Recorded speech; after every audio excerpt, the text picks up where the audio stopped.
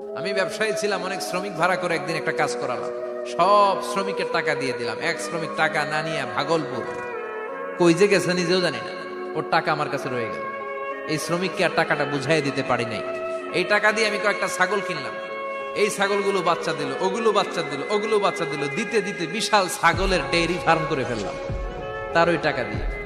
এক যুগ 12 বছর পরে সে এসে বলে আমার টাকা ফিরায় দাও। আমি বললাম এই যে ছাগলের ডেইরি ফার্ম পুরোটাই তোমার।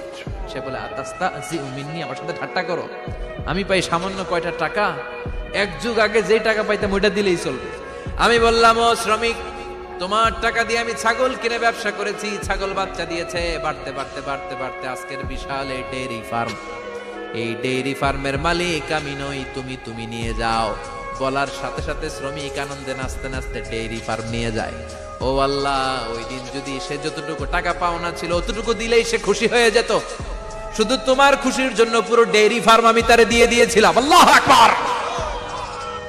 শয়তান আল্লাহরে চ্যালেঞ্জ দিছে, আল্লাহ তুমি আমারে জাহান্নামে পাঠাবা, আমিও তোমার বান্দা করে লয়ে একসাথে জামাতে ঢুকমু।